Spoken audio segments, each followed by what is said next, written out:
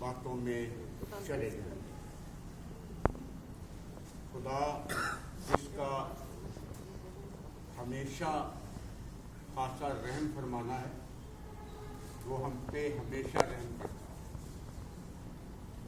हम रोज गलतियां करते हैं, गुनाह करते हैं, वो रोज हमें माफ कर देता है। हम रोज खुदा के बंदों के साथ दुर्व्यवहार कर लेते, उनकी बातों को नहीं मानते, खुदा की बातों को नहीं मानते, गलतियां करते हैं, गुनाह करते हैं, और वो हमें रोज माफ कर देता है, रोज बरोज माफ कर देता है। आ जाइए।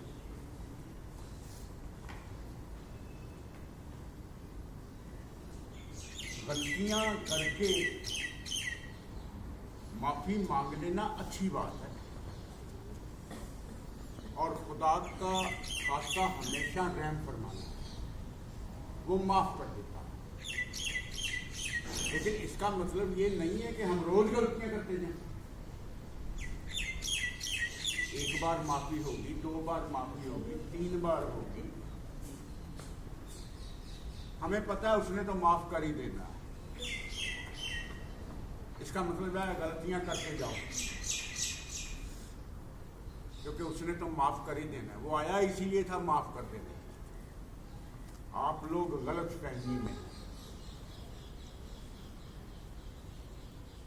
माफी एक हद तक होती है, माफ कर देने की एक हद है, और उसके बाद जिस किसी का नाम जिंदगी की किताब में लिखा हुआ ना पाया गया, वो उस जलती हुई आग में जो कभी नहीं बुझती है, उसमें डाला जाना है। खुदा का बेटा इस दुनिया में इसीलिए आया था कि वो हमें उस आग से, उस दोज़ख की आग से जो कभी ना बुझने वाली है, उससे हमें बचा ले। उसके लिए खुदा ने आपको बहुत सारा वक्त दिया है, सारी जिंदगी दी। कल मैंने कहा था, कुछ लोग आज सिजदा कर लेंगे, कुछ लोग आज नहीं करेंगे, वो कल कर लेंगे, कुछ परसों कर लेंगे, लेकिन आपको सिजदे में जाना होगा। हमेशा की गलतियां जो हैं वो छोड़ दीजिए। गलती एक बार, गलती 2 बार, बार बार नहीं होती। हम लोग खुदा से रोज माफी मांग लेते हैं, हमारे गुनाह हमें माफ करते, जैसे हम दूसरों को उनके गुनाहों को माफ करते हैं। हमें माफी तब मिलनी है जब हमने दूसरों के गुनाहों को माफ करना है, अदरवाइज सल्वेशन नहीं, माफी नहीं। असली मौत वो है, इस जहां से कूच करना मौत नहीं। असली मौत वो है जब दोज़ख की आग में आदमी फेंका जाए, फिर बचाने वाला कोई नहीं होगा। खुदा ने कहा है, आपको बचाने के लिए मेरे बंदे इस जमीन पे हैं, मेरे नबी लोग जो हैं इस जमीन पे हैं, उनकी सुनो। वो आपको एक रास्ता दिखाएंगे, आपको रास्ता बताएंगे, आपको पता बताएंगे, आपको निशानियां बताएंगे। मैं जिक्र करने वाला हूं इसी तरह यरूशलेम की हैकल का। आज पढ़ने वाला कोई नहीं? ठीक, गुड। यरूशलेम की बहुत बड़ी हैकल है। जिस तरह आप लोग यहाँ पर खड़े हैं, उसी तरह खुदा की उस यरूशलेम की हैकल में रोज लोग इकट्ठे हुआ करते थे, और वहां पर एक औरत का जिक्र है। वो 84 साल की औरत है, ध्यान से सुनिए, 84 ईयर्स, 84 साल की औरत है, विधवा है, अकेली है और यरूशलेम की उस हैकल में लगातार रहती है। हमें तो थोड़ी देरी के लिए आना होता है, वो भी सबब मुश्किल हो जाता है। 84 साल की औरत है, विधवा है, मंदिर में उस खुदा की हैकल में रहती थी और बाइबल बयान करती है कि वो हैकल को नहीं छोड़ती। सुबह, दोपहर, शाम, रात उसी की डेवड़ी पर वो रहा करती थी। वो रोजा रखती थी। दूसरी बात। तीसरी बात, वो प्रार्थना करती थी। चौथी बात, वो खुदा की उपासना करती थी। और पांचवी बात, वो खुदा के बेटे मसीहा का इंतजार कर रही थी। वो रोज खुदा के बेटे का इंतजार कर रही थी कि वो कब आएगा। मसीहा जो आने वाला है वो कब आएगा। एक दिन उसका इंतजार खत्म हो गया और उसने मसीहा को देखा। उसकी खुशी का ठिकाना नहीं रहा। वो सारे लोगों को इकट्ठा किया, आ जाओ, मसीहा आ गया है, आओ उसे देखें, उसे पहचाने। जो खुदा के लोग होते हैं ना, वो इस तरह खुशी से खुदा की आराधना, खुदा को सिजदा करते हैं। आपका सिजदा जो है ना, वो कहाँ है? ये विधवा औरत है, बूढ़ी औरत है, सुबह शाम खुदा का। आपने कभी इस तरीके से खुदा का इंतजार किया?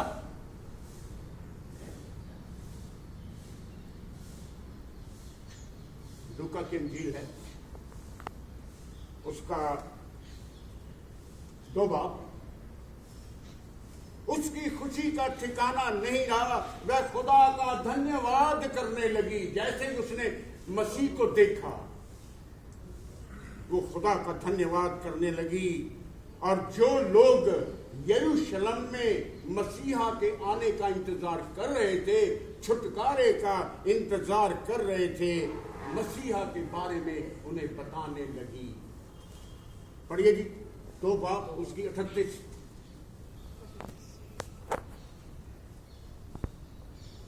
और वे उस घड़ी वहां आकर प्रभु का धन्यवाद करने लगी और उन सबों से जो यरूशलेम के छुटकारे की बाट जोहते थे, उस बालक के विषय में बातें करने लगी। उस बालक के विषय में, मसीहा के विषय में बातें करने लगी। मैं 1 महीने से आपको मसीहा के आने की बाबत डिवोशन दे रहा हूं। आपको खुदा की नजदीकी में लेके जा रहा हूं। लगातार 1 महीने से मसीहा के आने की बातें कर रहा हूं और मैंने आपके अंदर वो चीज नहीं देखी है जो होनी चाहिए।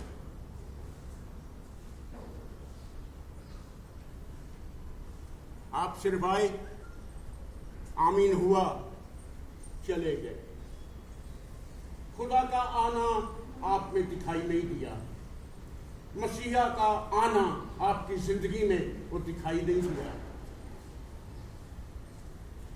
खुदा आपको एक और बड़ा दिन देगा, आपको एक और नया साल देगा, आपको वक्त दे देगा कि आप सचमुच उसके सिजदे में चले जाएं। आपके वो एक बाग में एक फलों का दरख्त लगा हुआ था। खुदा ने देखा वो फलों का पौधा लगा हुआ है, आओ देखते हैं उसमें फल है कि नहीं। वो गया, भूख लगी थी, चाहत थी कि मैं अपने लगाए हुए इन पौधों में फल देखना चाहता हूं, लेकिन फल नहीं मिला। फल नहीं मिला। उसने बागवान को बुलाया, कहता निकाल दो इसे, उखाड़ के फेंक दो इसे, ताकि उस आग में डाल दिया जाए जो कभी ना बुझने वाली आग। बागबान हाथ जोड़ के खड़ा हो गया। उसने कहा, मालिक, मैं इस पौधे की रखवाली करूंगा, मैं इसकी गोडी करूंगा, मैं इसमें खाद डालूंगा, मैं इसे कलाम सुनाऊंगा, मैं इसे खुदा की बातें बताऊंगा, मैं इसको सही रास्ता दिखाऊंगा, मैं इसकी देखभाल करूंगा।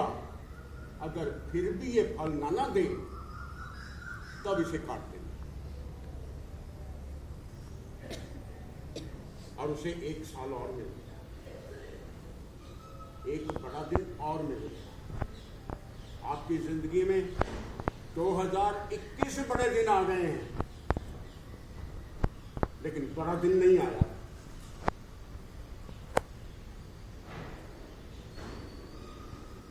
खुदा की बातें हैं, खुदा का कलाम है, जिसके कान हो वो सुने। आत्मा कलीसियाओं से क्या कहता? वो बालक बढ़ता गया, डील डॉल में बढ़ने लगा, मजबूत होने लगा, बुद्धि से परिपूर्ण होने लगा, क्योंकि परमेश्वर का अनुग्रह उस पर था। मैं चाहता हूं वो अनुग्रह आप लोगों पर हो जाए, उसकी दया आप लोगों पर हो जाए, उसकी बरकत जो है आप लोगों पर हो जाए, आपके घरों पर हो जाए, आपके परिवारों पर हो जाए। इस इंस्टीट्यूट पर उसकी दया फिर से वैसी हो जाए जो पहले थी। इस इंस्टीट्यूट की चंगाई फिर से वैसी हो जाए जैसे थी। रेस्टोरेशन, फिर से बहाली, हम बहाल हो जाएं, हम फिर से बहाल हो जाएं, फिर से रंगीनियां आ जाएं, फिर से नूर हो जाए, हमारे चेहरे फिर से चमकने लगे। वो बालक बढ़ता गया, अनुग्रह में बढ़। लूका की इंजील 2:40। और बालक बढ़ता और बलवंत होता और बुद्धि से परिपूर्ण होता गया, और परमेश्वर का अनुग्रह उस पर था। बालक बढ़ता गया, बलवंत होता गया, बुद्धि से परिपूर्ण होता गया, क्योंकि परमेश्वर का अनुग्रह उस पर था। और वो ढील डौल में पढ़ने लगा। खुदा खुद बेसहारों का सहारा बन के आया है। वो आपका सहारा बन के आया, आपका मित्र, आपका दोस्त बन करके आया। उसको पहचानिए। प्रभु का आत्मा मुझ पर है, मेरा अभिषेक इसीलिए किया गया है कि मैं लोगों को खुदा का सुसमाचार सुनाऊं, खुदा की बातें बताऊं, खुदा का अनुग्रह बताऊं, खुदा की दया वो बताऊं। खेदित मन के लोगों को, दुखी मन के लोगों को शांति का, और बंधुओं को आजादी का, और कैदियों को छुटकारे का प्रचार करूं।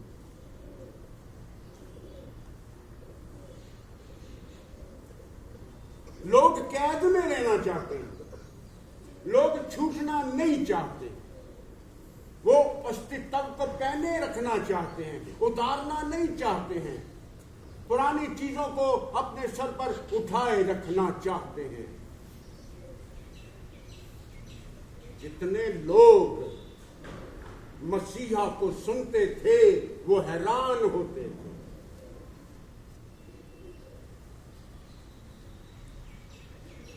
मैंने बहुत सा डिवोशन आपको दिया है, आपने उसे हमेशा नेगेटिव लिया, और इसका तो काम ही है, पादरी है, इसका तो काम बोलते रहना है, इसका तो काम ही है, बोलता बहुत ज्यादा है। मुझे बोलने के लिए कहा गया, मुझे सुनाने के लिए खुदा ने कलाम दिया, और मैं अपना काम करूंगा। जितने लोग उसकी सुनते थे तब सब उसके सवालों से, उसके जवाबों से, उसकी समझ से हैरान हो जाते थे। क्रिसमस पर इतना लंबा भाषण आपने कहीं नहीं सुना होगा। आधा घंटा, 40 मिनट, 45 मिनट, इससे ज्यादा किसी ने नहीं बोला। और मुझे 1 महीना हो गया है लगातार आपसे क्रिसमस पर बात करते हैं। फिर भी अगर आप ना समझे तो फिर आप ना समझ हैं। लूका 2:47। जितने उसकी सुन रहे थे वे सब उसकी समझ और उसके उत्तरों से चकित थे। जब भी बाइबल पढ़ते हैं थोड़ा सा आपकी टोन, आपका लहजा, आपकी आवाज बुलंद हो जानी चाहिए। फिर से पढ़िए, जोर से पढ़िए। जितने उसकी सुन रहे थे वे सब उसकी समझ और उसके उत्तरों से चकित थे। शाबाश, खुदा आपको बरकत दे। आपने इस कलाम को पढ़ा, सभी चकित थे, सभी हैरान थे। उसका कलाम पता क्या था? वो कहता था जो अपनी जान बचाएगा वो उसे खो देगा, और जो अपनी जान खो देगा वो उसे पालेगा। ऐसा कलाम था उसका।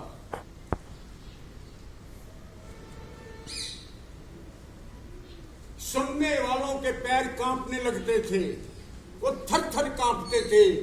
ये कैसा कलाम है? रोज अपनी सलीब उठाओ और मेरे पीछे हो लो। आपको नए सिरे से जन्म लेना होगा। उसके ऐसे विचार, लोग हैरान होते थे। जो अपने प्राणों को बचाएगा वो अपने प्राणों की हानि कर लेगा, खो देगा, और जो अपने प्राण खो देगा वो उसे पाएगा। बहुतायत की जिंदगी उसे मिल जाएगी।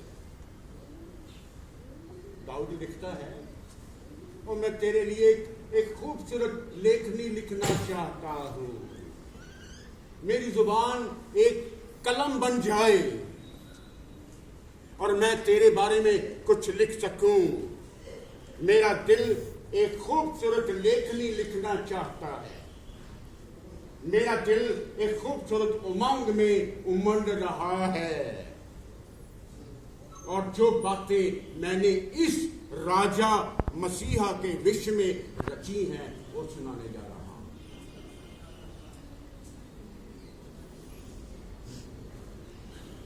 तू सबसे खूबसूरत है। पहली बार, खूबसूरत है मसीहा। मैं नहीं कह रहा, किताब कह रही है, खुदा का पाक और पवित्र कलाम कह रहा है।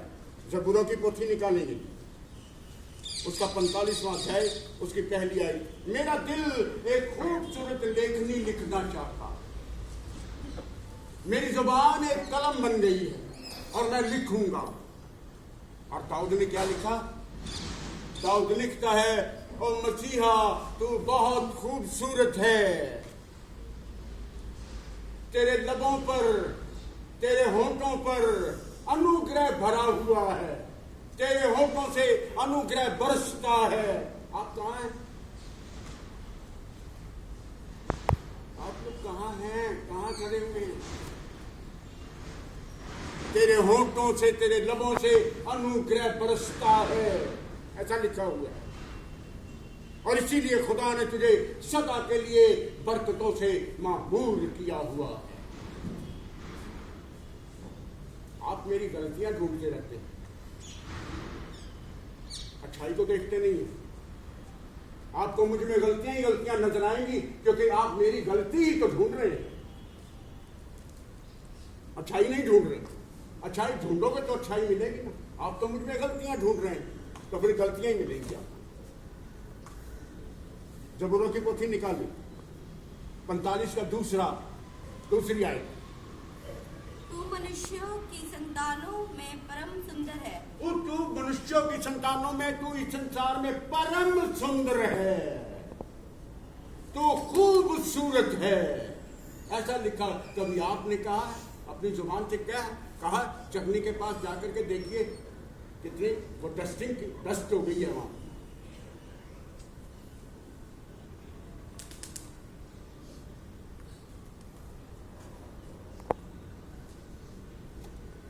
तो परम सुंदर है। आगे पढ़िए। तेरे होठों में अनुग्रह भरा हुआ है। तेरे होठों में अनुग्रह भरा हुआ है। आप लेने के लिए तैयार हो जाए। आगे। इसलिए परमेश्वर ने तुझे सदा के लिए आशीष दी है। इसीलिए खुदा ने तुझे सदा के लिए आशीष दी। अगर आप सदा की आशीष चाहते हैं तो मसीह को पहचान लो, उसको पहचान लो। पता मैंने आपको बता दिया है, उसका एड्रेस मैंने आपको बता दिया है, उसका लिबास मैंने आपको बता दिया है। उसको पहचान लो, उसकी पहचान में आगे बढ़ो, उसकी पहचान को अपना वस्त्र बना लो। आखिरी आयतों पे जा रहा हूं, कुलुस्सियों की पत्री निकालने। इस बच्चे को ज्यादा पता नहीं होगा। मसीहा को पहचान लो जिसमें बुद्धि और ज्ञान के सारे भंडार छिपे हुए हैं। बच्चों याद रख लेना, इस आयत को नोट कर। बुद्धि और ज्ञान के सारे भंडार उसमें छिपे हुए हैं। मिल गया?